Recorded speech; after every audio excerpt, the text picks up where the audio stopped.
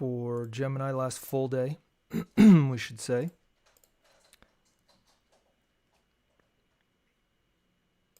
And so we want to welcome you guys. And let me, as usual, we're gonna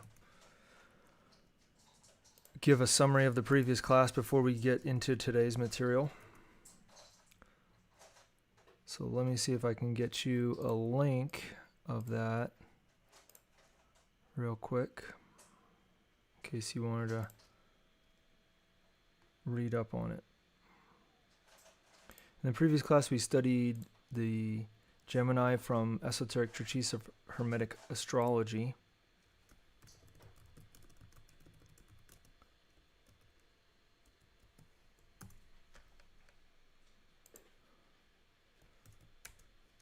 And the handout is at the bottom of the page that you have in that link there.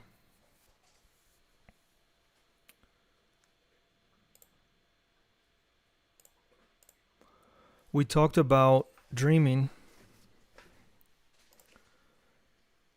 in the class before that. It was mentioned that dreams are the sleep of the consciousness, and specifically that the lords of Mercury, the beings from Mercury, which are, Mercury is the planet whose house is in Gemini. So it's the planet that has a little more energy, we could say, or a little more activation right now.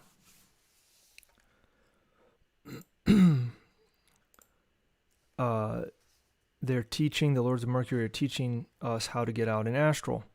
So what does that mean, getting out in astral?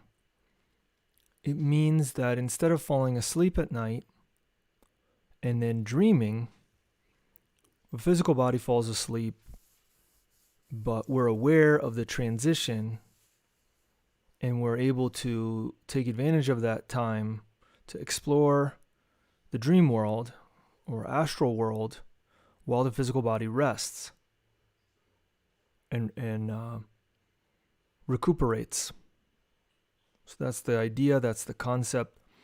The reason that we dream, according to Gnostic psychology, is because we allow our consciousness to be trapped in various ways of thinking, feeling, and acting. We sort of believe things or accept things without verifying them for ourselves. And as a result, this leads to problems in our lives, what Buddhism calls suffering. So in the previous class, we mentioned that identification and fascination lead to the sleep of the consciousness. Identification is, for example, if I see a beautiful car, a beautiful or an attractive person, a tree, a flower, a building, a sunset, anything that I see and I forget about myself, forget my awareness of self, my self-awareness. I lose my self-awareness. That's what identification is. We identify with the car, with the sunset, with the other person, and we lose our awareness. And so that is what leads us in the long term into dreams. That is sleeping consciousness when the physical body is asleep.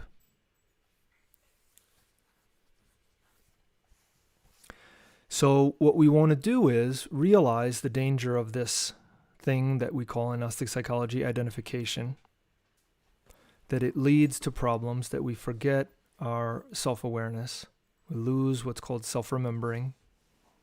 We don't have the self-remembering anymore.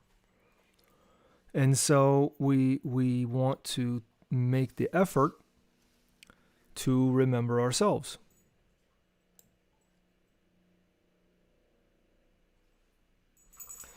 But in order to do that, we have to realize that we're, psychologically speaking, that we're asleep. It's something that we need to observe, is that we forget. Like when we say, "Oh, did I lock the door? Did I leave something on the barbecue? You know, did I Did I lock my car?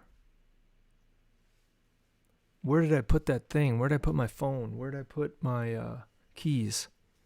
You know, if our consciousness was awake, if we were aware of what we were doing, then we wouldn't have those issues. We would know, because we would remember, because we would be present then. So that's the fundamental thing in Gnosis, is remembering that, working on that. And there's various things that help us, including the work with the creative energy. So that idea that the consciousness is asleep is something that we have to experience for ourselves. We have to understand for ourselves. And then, when we realize that we're asleep, that means we can start to awaken. This isn't just saying, oh yeah, those people are asleep because they don't do things that I do, and I do the right things, and I do the woke things, and therefore I'm awakened. That's not it, because that can be just another form of sleep. This is actually being conscious in the moment. And it's easier to say. It's real easy to say. But it's something else to give our attention to the moment continuously. And that's the goal, is to work through that. And this is related to the 4 states of consciousness. It's the 3rd state of consciousness, which is called self-remembering or self-consciousness. So if we want to acquire this state, move into the 3rd state of consciousness, then we need to work with the key, which is called the division of attention, into subject-object location. So the subject, and I just realized that that's a typo. It should have a B in it, but we'll go with it for now. The subject is basically ourselves. What are we doing?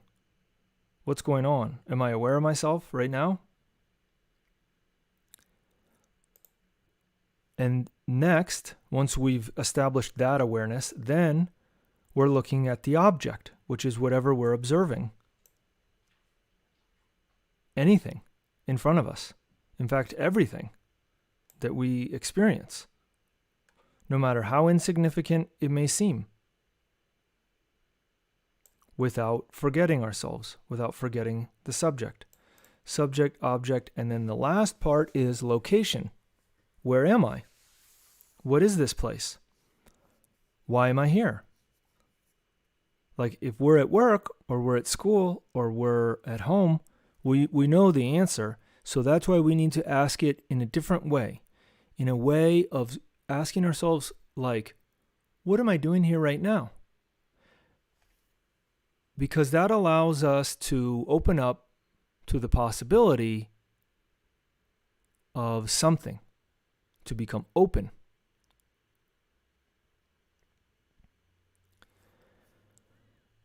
And with that, we can discover that, in fact, I'm not at work, but it looks like I'm at work. I'm not at school, but I feel like I'm at school. I'm in a dream. And that's how we can start waking up our consciousness and having what are called lucid dreams, and eventually we can move into astral separation, or what's called astral projection. So he says the author says, within this factor of location, we should never forget the matter of the 7 dimensions of nature. So part of that is, what dimension am I in? The idea being that we're in the 3rd dimension right now, in the physical world. It's called the 3rd dimension in Gnostic cosmology. When we dream, we go to the 5th dimension. When we get out in astral, we're in the 5th dimension. So part of that is asking, am I in the physical world or am I not? What dimension am I in?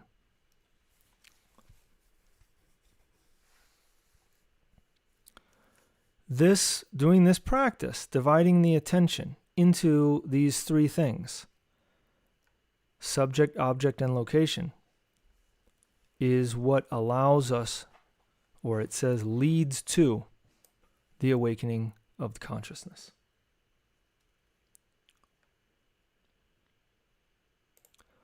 Then in the class, it talked a little bit about the Buddhata, the essence, the seed of the soul.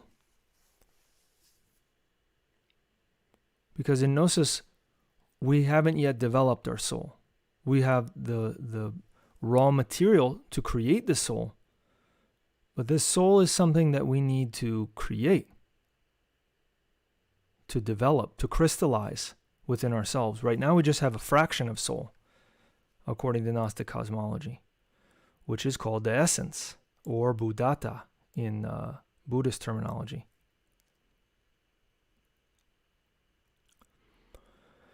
And so that's part of waking up that essence, is using the attention.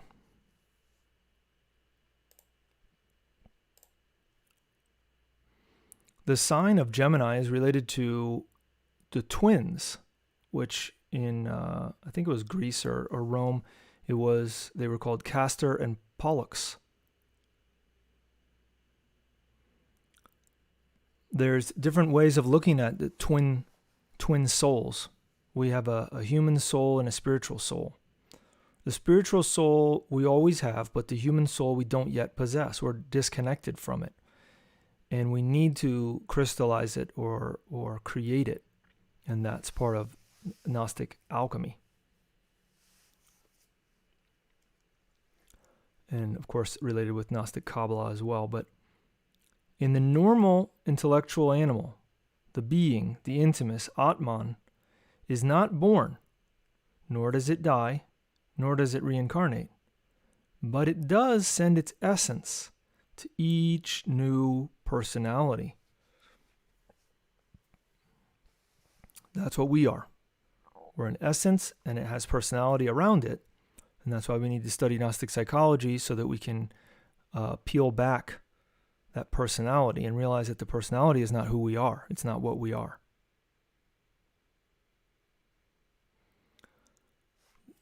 The essence is a fraction of the human soul, the Buddhata.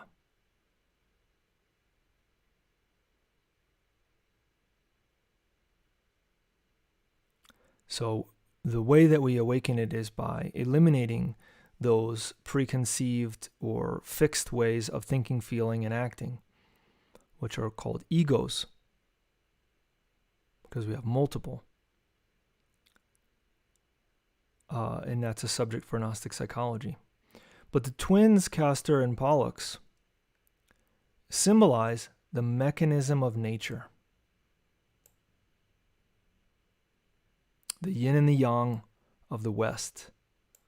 The hot and the cold, the light and the darkness, the fire and water. Esoteric science teaches that in nature, the manifested matter and the occult energy, right? Don't forget that occult means hidden.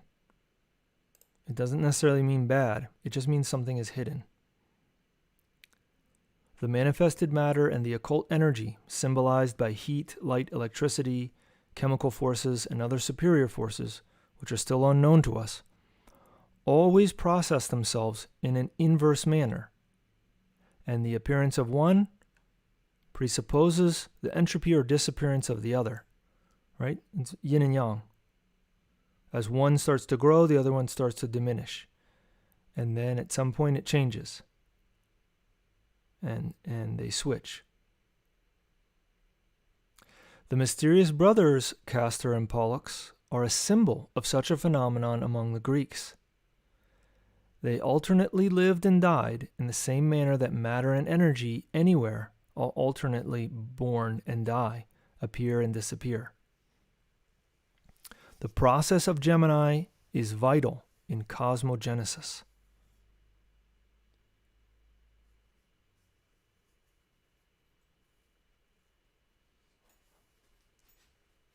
All the changes of nature are carried out in accordance with the intimate processes of Castor and Pollux, the yin and the yang. Gemini is related with the bronchi, the lungs, and breathing. Right? You notice some people get asthma, or I should say allergies, this time of year.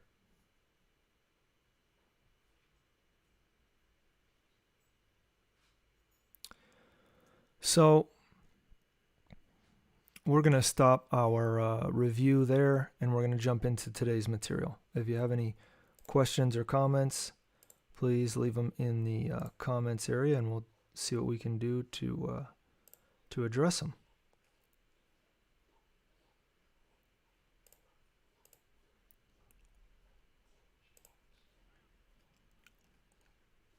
All right. So we've read the 3 chapters that we normally read, and now we're talking about Gemini in general. So it is the opportunity, if you want to ask some questions, to present them. In the meantime, we're going to talk about the correspondences related with the sign. So the parathyroid glands. Remember that Taurus corresponds to the thyroid, and Gemini to the parathyroid. What are they? Well, in a book called Endocrinology and Criminology, we have a chapter about it. So let's see. The parathyroid glands should never be removed because it has been proven that terrible convulsions and inevitable death can occur. In a very amazing, knowledgeable way, the 2 pairs of parathyroid glands normally regulate all the calcium values that are abundant in the cells and blood. The secretions of the 4 wonderful parathyroid glands have to carry out the whole labor of calcium control in the cells and the blood. It's interesting because thyroid, I think, is related with iodine. This difficult job is possible thanks to the secretions of the 4 parathyroid glands. These glands are very small and are situated on each side of the thyroid. Observing attentively, the biologist would be able to see a pair of small bodies the size of a pea. Astrology sustains that Mars regulates these glands. Conventional science only sees the glands from a very materialistic point of view. The science of the Gnostic sages goes far beyond this. In all atoms there is a triad of matter, energy, and consciousness. Every cell is a triad composed of matter, energy, and consciousness. Each gland of internal secretion is a truly microcosmic laboratory. The interrelations between the glands of secretion, the wise interchange of biochemical products, and the infinite perfection in which the glands work is showing us to satiety, or to satiation, the existence of certain intelligent coordinates whose root we must search for in the cosmic consciousness.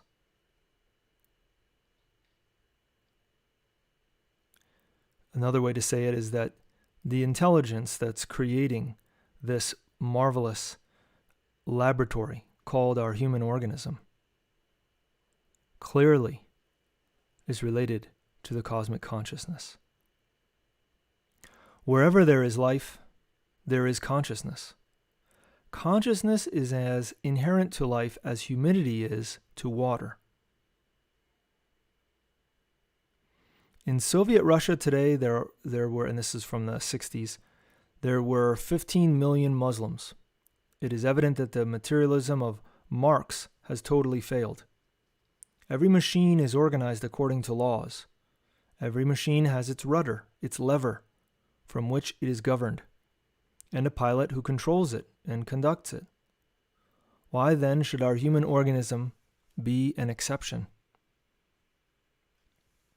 The human body is a perfect machine, built in the workshop of nature by the cosmic consciousness. This machine has its rudder and lever from which it is governed and conducted. That rudder is the autonomic nervous system. The pilot that controls this machine is the innermost, the intimus, the Holy Spirit. Therefore, by means of this lever of the autonomic nervous system, the intimus, enveloped in its astral body, controls the whole organism and all hormonal secretions.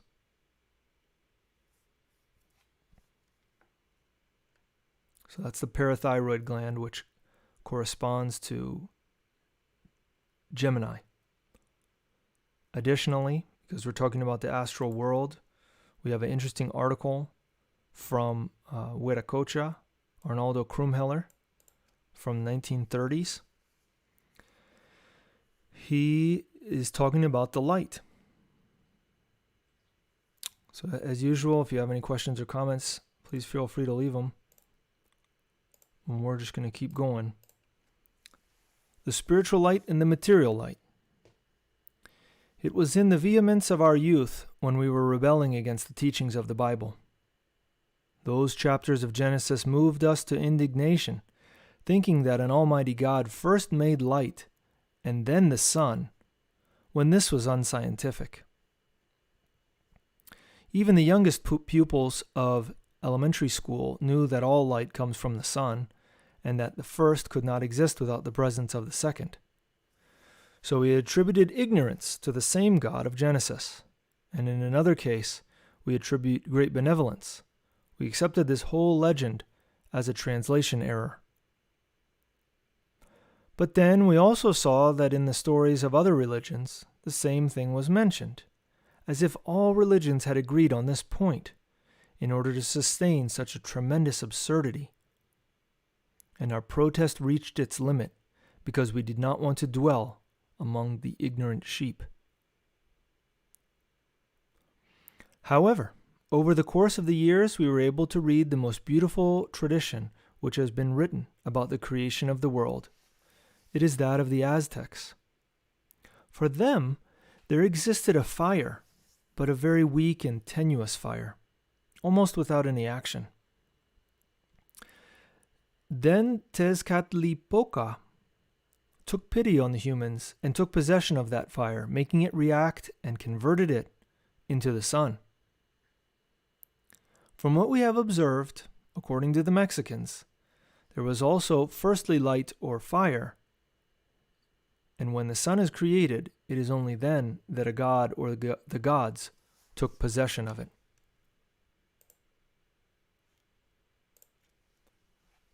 The fire. But what was the fire for the first men when they saw it burning in the shadows of the night?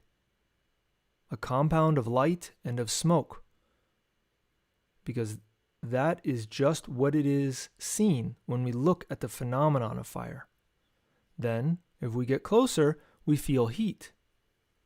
In this way, we can affirm that there is a trio of light, heat, and smoke. This smoke is the material part. The heat has the character of soul or mediating energy, and the light is the spiritual part. That is to say, fire, calm, phosphoric, but which illuminates and shines and is silent in all that is. Fire has always been a kind of link or bridge between the material world and the spiritual world. It is the finger pointing up, signaling creation, to take something up from the material world like a fertile sprout of smoke and light. Now, this seems to us to be a glimpse of the secret enclosed within the INRI, I-N-R-I, of the Rose Cross. INRI means the fire renews all, or we could say light, the constant, creates. If someone asks, "Do you see the light?" we then respond in an affirmative tone. But it is certain, most certain, that we do not see the light. No one has seen the light except the initiates, and for this reason, seeing the light plays an important role within Masonry. What the whole world sees is not the light, it is the fire that produces it. It happens, however, that we see objects in the physical world through the light, but the light itself, in itself, no one sees. If we looked at a vacuum would be space that covers our eyes, and no one could distinguish anything if some object was not interposed upon it. The light lets us see solid, liquid, and gaseous things, but the light itself is physically invisible. That which belongs to the super physical world is what leads us to initiation. But if we look at the sun and we persist in saying that we are seeing the light, what we are saying is wrong. What we see is a flaming body, a burning and luminous substance from which light is exiting. And so the question remains, what is the light? Where did it come from? The first idea would be to assume that a central sun is charging towards us, towards our system, and that with that living fire which is peculiar to it. And if this were sustained, then there would be many adepts through this theory, since it is very rational and soundly logical, and has so often been sustained by the Theosophists. But this is an error, a complete error. The light does not come from any sun, just as our thoughts do not come from the material brain. The brain is an instrument of the mind, just as the sun is an instrument of the light. We repeat, the light does not come from any sun. The truth is quite different. It is far from any hypothesis or theory, and enclosed within it is one of the great initiatic secrets, rarely published, because it is very difficult to comprehend and accept, if it is not for someone who has received true initiation. Initiation consists precisely of this secret, in receiving the light. And only upon receiving it is it comprehended. The light, therefore, does not come from any planet, nor does it spring from any celestial body. It is simply the emanation of the zodiacal signs. But let's take care to understand, I am not saying that it is the light of the constellations, which is not the same thing even if it is related. Instead, it is the environment where certain specific and determined beings live. These beings are called elementaries, according to him. They have different names. And they populate the whole of space. They are the superior angels, luminous and resplendent. They are vehicles, and they are the ones that must be communicated with, and the ones that communicate with us in order to verify our initiation. Right, so now, this is Huiracocha, different from Samael and Veor, right? We've been reading him. He gave us suggestions about going to the heart temple of the different planets. So now you see another side of the explanation. But we can, planets or constellations, we can go to any of the heart temples through a prayer mentioned, and we can do that practice even tonight in a little bit here. We know perfectly well that this theory is one of the biggest obstacles that we present in our teachings, since we cannot provide scientifically clear evidence of our assertion, nor offer material experiments, since the light is not material. These beings to which we refer ourselves populate the vast interplanetary space, and the light flows from them, of which humans only see their effects. Given these assumptions, we could also say that the Earth is not the Earth, because it would be the effects of the gnomes, or that the water is not water, because it would be the result of the water spirits or undines. But it is not thus. These elemental spirits are inferior beings who dwell in these inferior forms of matter, while the angels and archangels are already superior entities that have become the elements themselves. They are the elements themselves, since what is already in their being is reality. If we enter a room in the dark, where the light only penetrates through a slit, then we see this light and millions of dust particles dancing in it. But if the room encountered is completely clean, that is to say, free of any of that tiny dust, then we would not see the light, because it is, in the material sense, invisible. Nonetheless, we see the light in its effects within nature, and this is because nature is also found to be saturated with dust. The higher the point is that we examine in the air, the less dust we will find. In the city, for example, there is 250,000 particles per cubic centimeter squared. At the Eiffel Tower, only 150,000. And in Riga, only a little more than 200 particles per cubic centimeter squared. Going much higher, one encounters greater quantities of these particles, since it is dust that comes from other celestial bodies. Maybe we could say stardust. The tail of the comet is nothing other than burning dust. The same is true of rain and granite.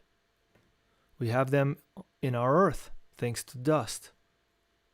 Assuming that the air is completely pure, without any dust particles, where would water coagulate? We would have the atmosphere full of humidity, and this would force us to cover ourselves with rubber suits.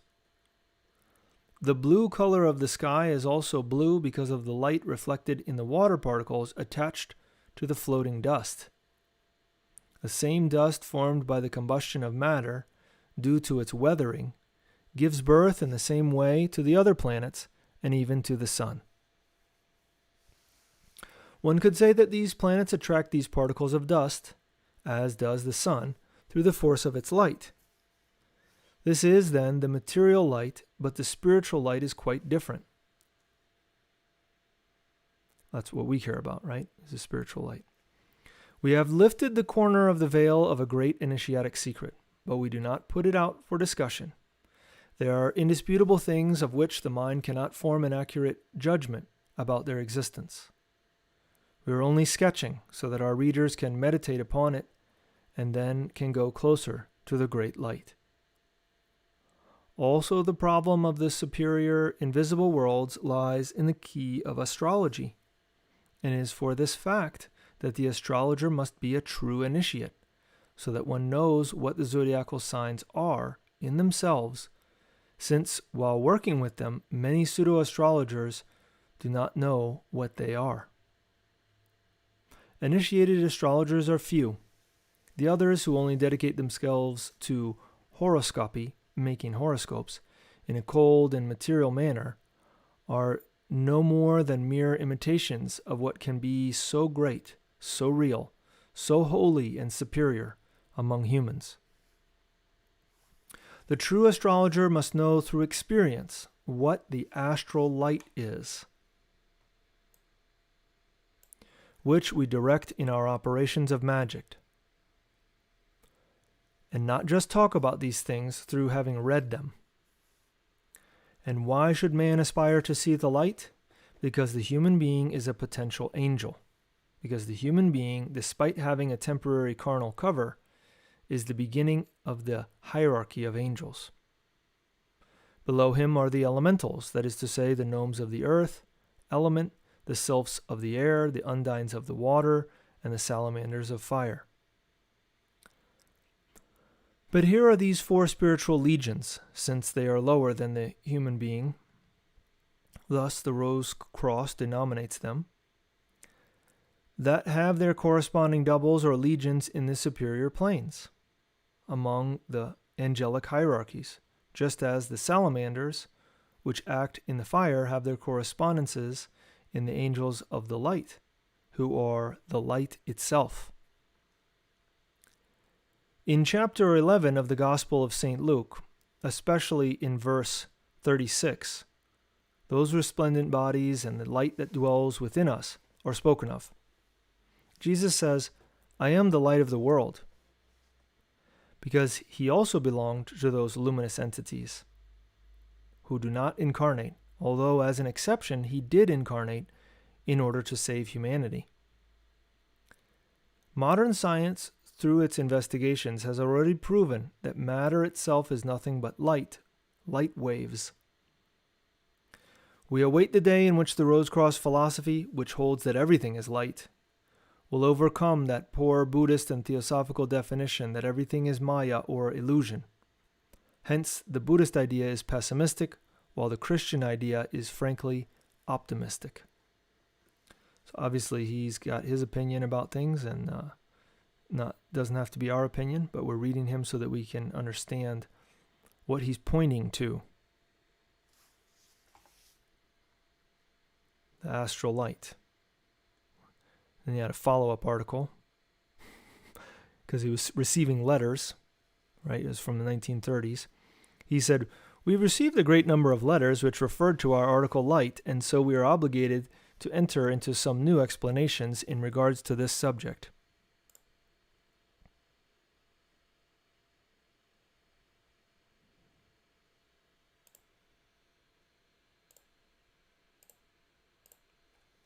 Let's talk first about the material light, since in our previous article we were referring mainly to the spiritual light, which is the origin of the first and genesis cause of all that exists.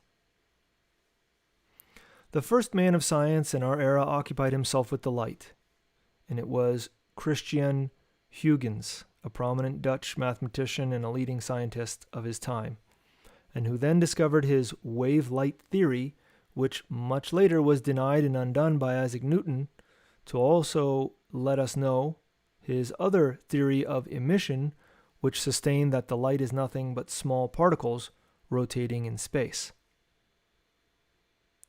In his turn, James Clerk Maxwell, a Scottish mathematical physicist, sought to dismiss the theory of Newton so as to present his electromagnetic theory, which at one point was a rehabilitation sustained by men of science until about 20 years ago, when they wanted to resurrect the theory of Newton once again.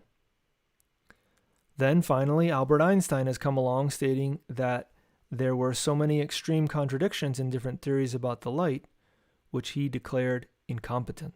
So he decided to either find which one of them was most correct or to create a new one that was even closer to the truth.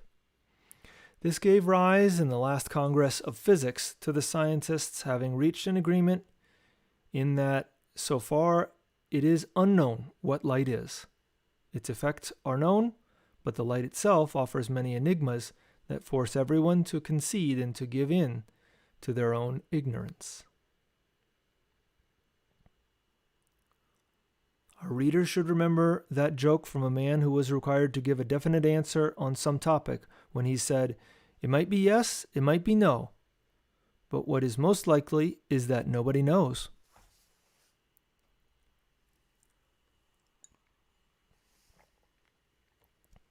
So we hope that the science of the future will learn, along with the Rose Cross, what the light is. It cannot be measured nor weighed, but it is lived in the interior of one's divine being. The prophets, Kabbalists, mystics, sleepwalkers, and seers from all time have referred to this magical light and affirmed that it is something inexplicable through human language. But what they also say is that what they are dealing with is a sublime thing that penetrates their whole being. This light radiates its powerful phosphorescence, and this is the reason why we see some initiate saints and fathers possessed and surrounded by a magnificent aura of white, powerful, and divine light. It was said in ancient times, long before the beginning of modern churches, that Moses, Socrates, Zoroaster, Pythagoras, etc. envisioned. There was a German saint, according to the story of the church, who extended his luminous aura, and the nuns of his convent were frightened when he came out of his room. Although this is something material, we also have to remember a manifestation which we know as the odic rays, or luminous emanations, that the physicist Baron Reichenbach refers to as Ode rays, O-D, Ode.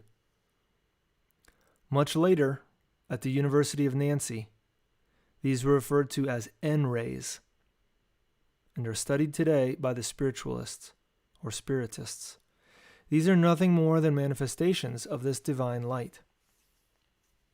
It has been a long time that I have had experiences with moving motors powered by direct solar rays and with having superb results. Now we could say, as it is said by the German physicist Lagar, that the other stars are all suns, and that they are seeking to discover a device with which one can perfectly measure the moving force of the stars.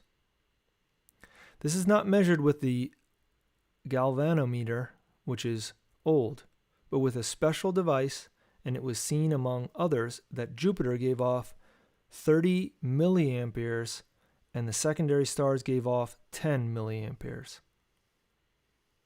I did more transforming the already demonstrated electrical waves into sound and so on, and those that visit a German observatory can hear the star light.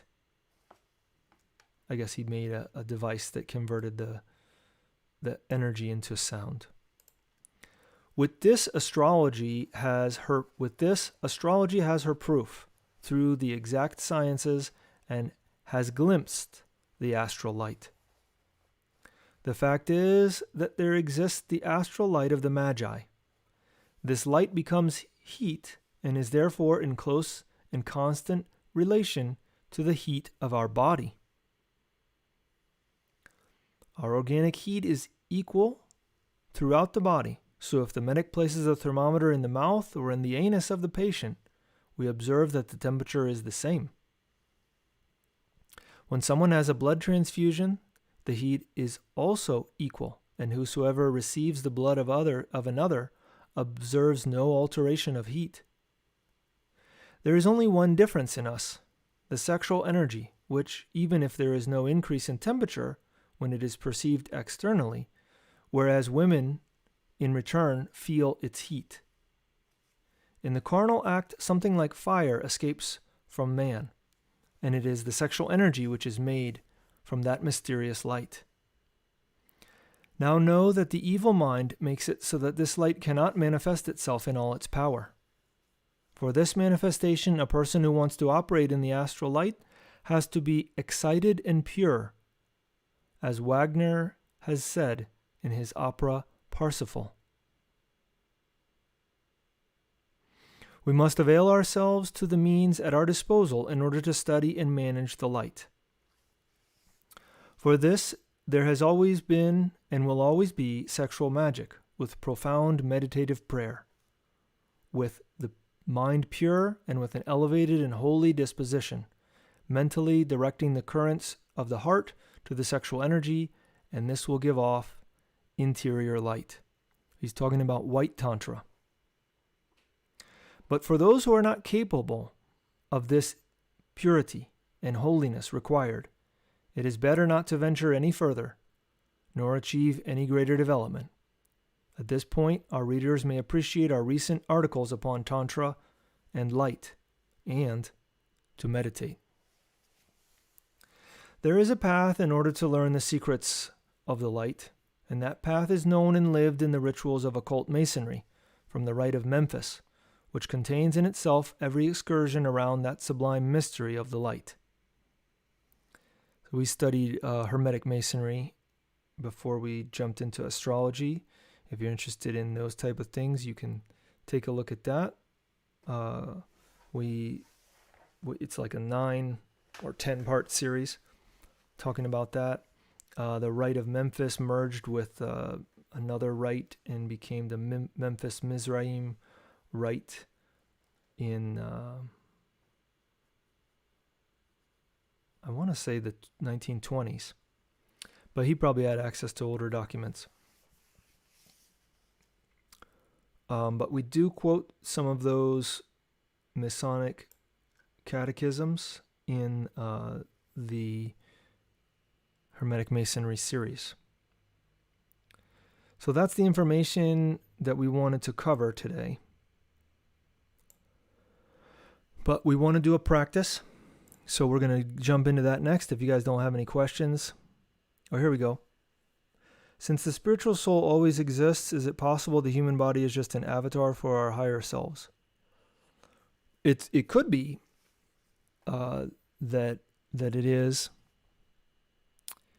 but upon observation, what we'll find is that the human body is like an avatar or a puppet for our desires, our egos, which is why we don't end up being a vehicle of the higher self or the inner being, inner divinity. We end up being a vehicle of greed and lust and pride and laziness, and so that's why we have to work on ourselves. But don't take my word for it.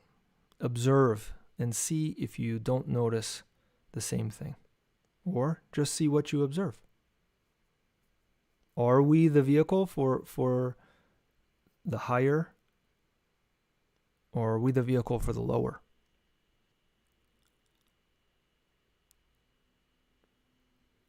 And especially humanity as a whole.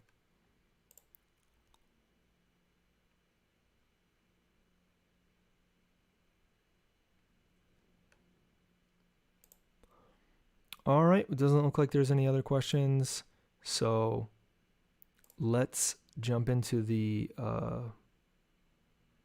what's it called? The meditation. We're going to go back to the handout from the previous class.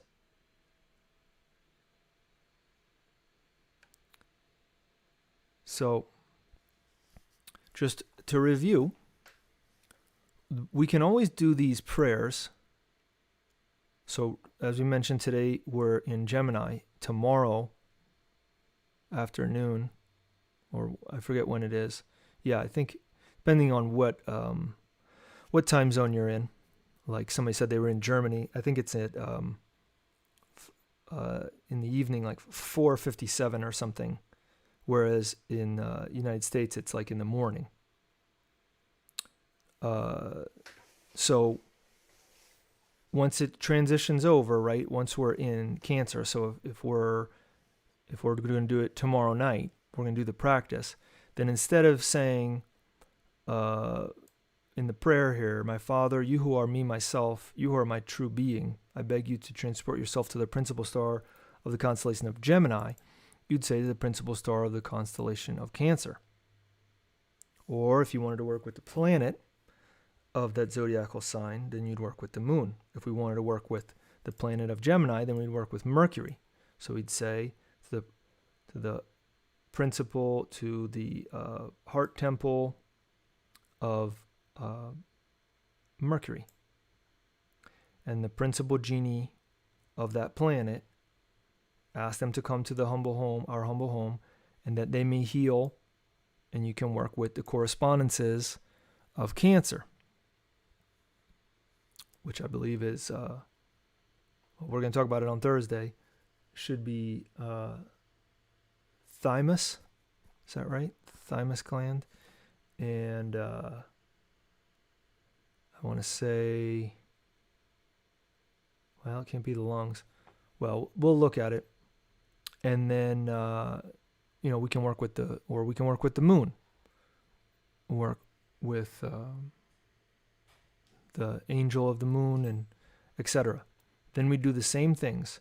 We'd cross our arms, bow to the right, say Jakin, bow to the left, say Boaz, then repeat the prayer, but with the idea being, if our Father is already there, if our inner being's already there, take the 7 steps within, enter into the temple, right?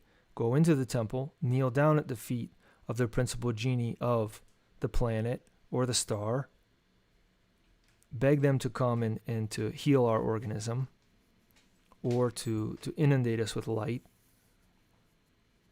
Whatever the prayer is specific to our needs, and then mantra Aum 4 times. So the same formula will work for any star, any planet. And if we don't know the name of it, then we can say the principal star that I'm looking at, or that I was just looking at, or however you want to name it. It doesn't have to be the name Gemini or Cancer or whatever. All right. That being said, let's do the prayer for Gemini today, because it's the last day. Although in theory you could do it anytime. You could always pray to Gemini. It's just going to be a little stronger now since we're in Gemini. Question we have, what is Jachin and Boaz? Jachin and Boaz are the names of the two columns of the temple. The two columns at the entrance of the temple. Those are names that are used in the Bible, in the Old Testament. When it talks about Solomon built a temple, he had two columns. I can't remember the verse. I want to say it's in the book of Kings, but I can't remember right now. Good question. So those are the names of the columns, and beside those columns there's a guardian. And so we need to give them a salute, which is why we cross our arms over our chest with the right over the left.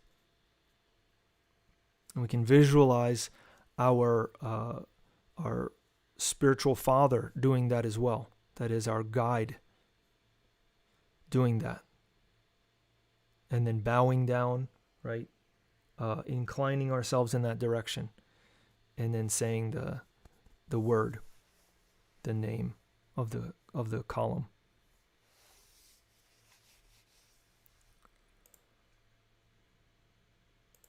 All right.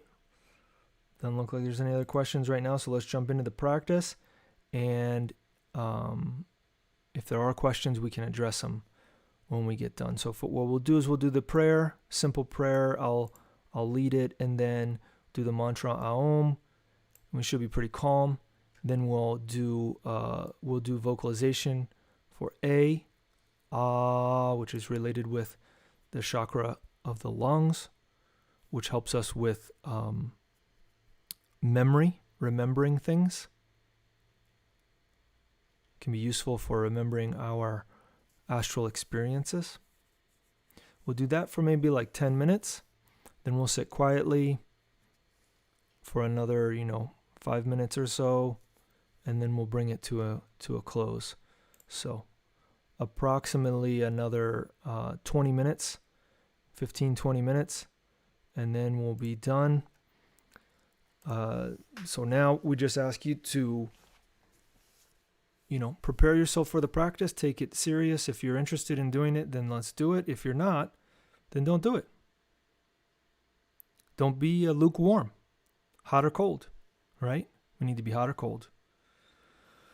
So whenever we do a meditation practice, we want to be able to relax our physical body. It's important to be able to relax it, because this is what allows us to become aware of the information that we can receive. When we relax the body, then we can relax the mind. When the mind is calm and still, then we can see images, we can receive memories, we can receive information. Doesn't mean the information is always 100% accurate. It may be symbolic. It may not be literal. But in any case, the first step is to be able to relax the physical body. So let's find a comfortable position. Seated in a chair is fine. But let's make any minor adjustments with our neck or our hips or our feet or legs, whatever, so that we can be calm, still, and relaxed. I'm going to take a couple breaths through our nose if possible.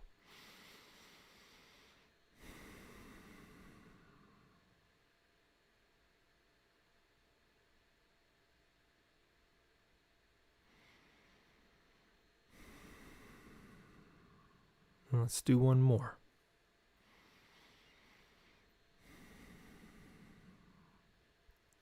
All right, so I'll say the prayer and you can repeat along, which you can do mentally. My Father, you who are me, myself, you who are my true being, I beg you to transport yourself to the principal star of the constellation of Gemini, to bring the principal genie of that constellation to this home, to this humble home or place where I am, so that he may heal my lungs and my limbs and prepare my organism for practical magic. We cross the arms over the chest with the tips of the fingers at the level of the shoulders and right over left. We bow to the right and we inhale and say Jakin. We come back to the center. We bow to the left, inhale and say Boaz. Boaz. We come back to the center. My Father, take the 7 sacred steps within towards the interior of the temple, and kneel down at the feet of the principal genie of Gemini, begging him to come and prepare my organism for practical magic, and to inundate my lungs and limbs with light.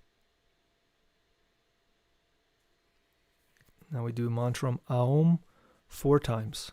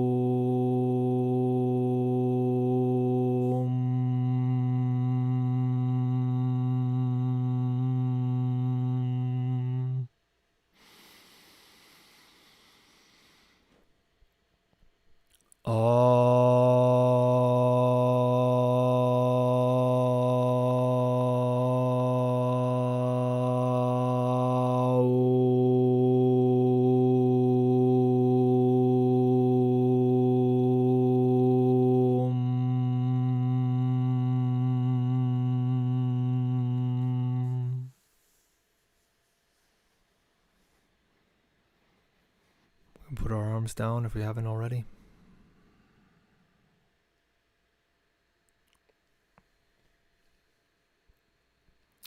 Now, in order to continue working with the energy of Gemini,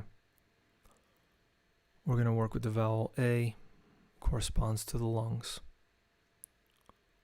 With this practice, we inhale through the nose, exhale through the mouth, and pronounce Ah at our own pace, whatever that may be.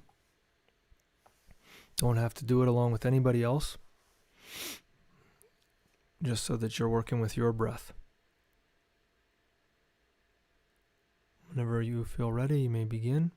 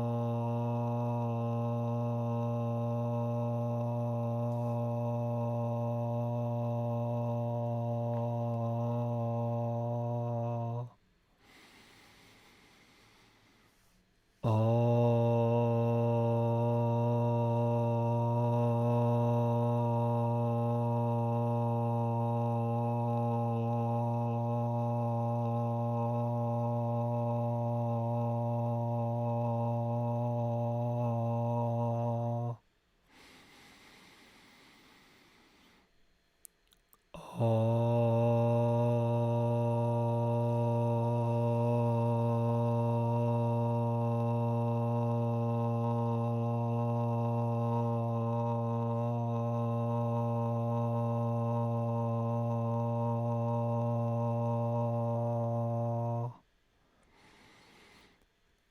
do 3 more times.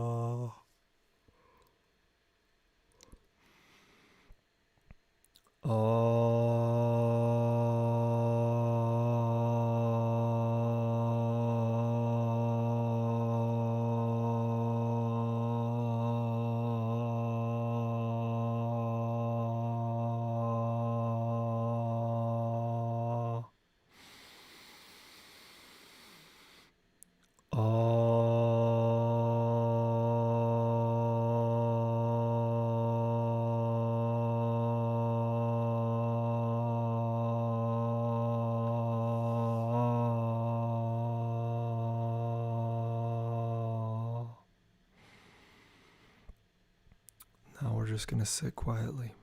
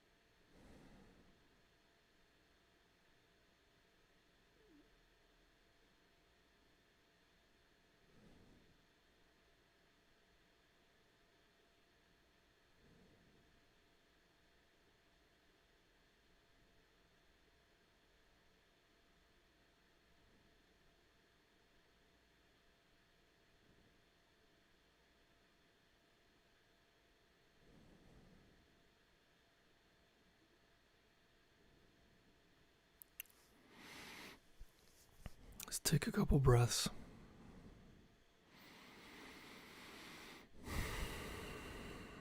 Start bringing ourselves back.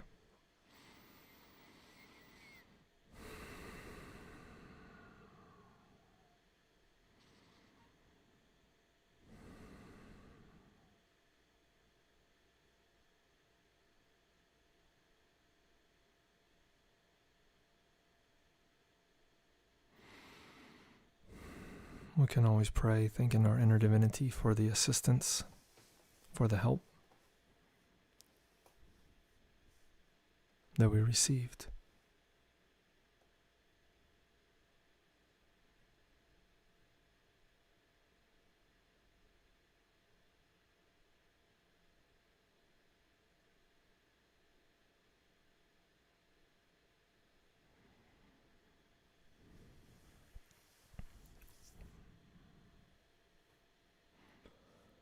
And whenever we feel ready, we can bring the practice to a close, coming back to the room and opening our eyes.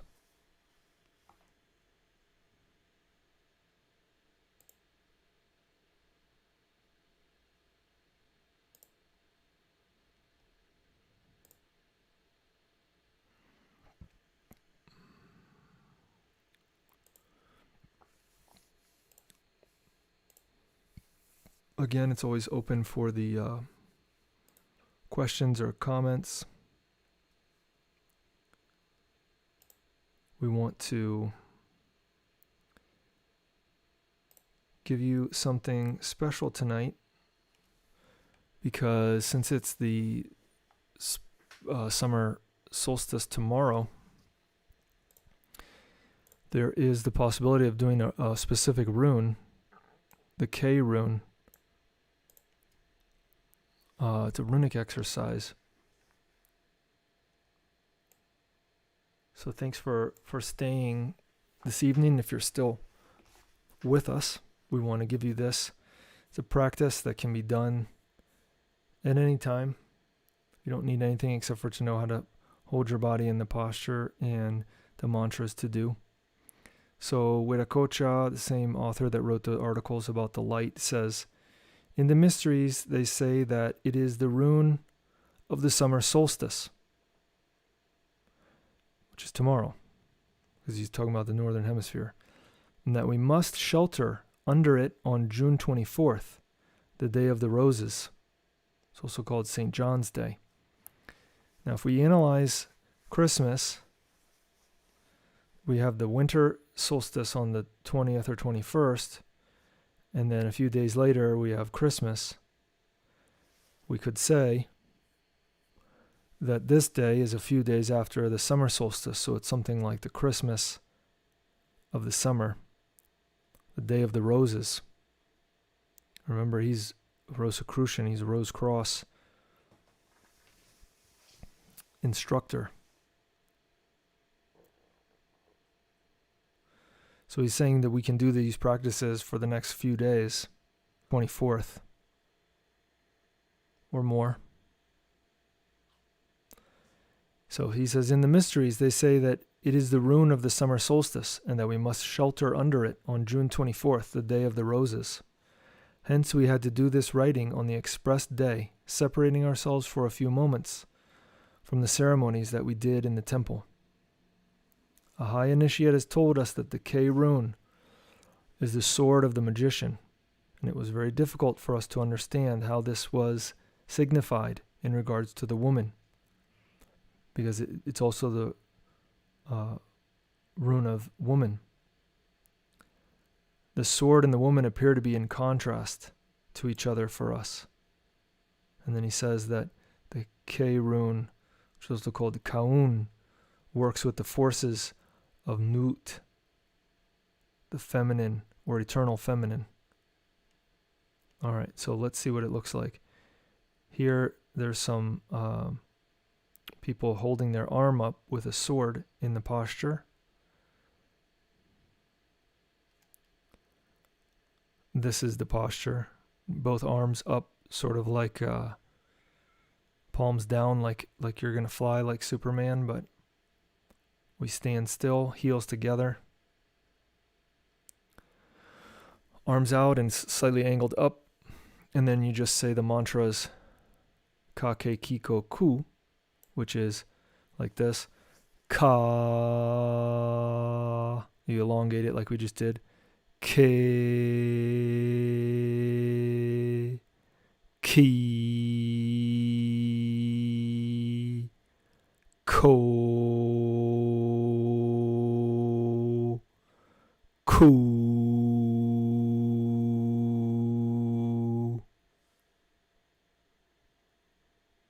You do that 3 times, elongating the vowels. And then Kumar, who is an author that Huiracocha refers to, he says, after the practice, say with all your force, if you're interested in studying the runes, right? I will, to become a rune expert. So this is a very interesting rune that can help us. But if you want to read more about that, then you'll have to go to this page. I'll drop the link in the comments area for you.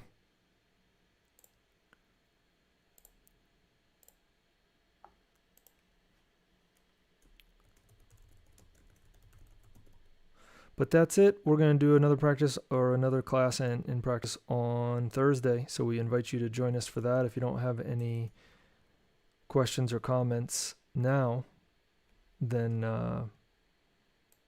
we thank you for your time and for sharing a few moments with us.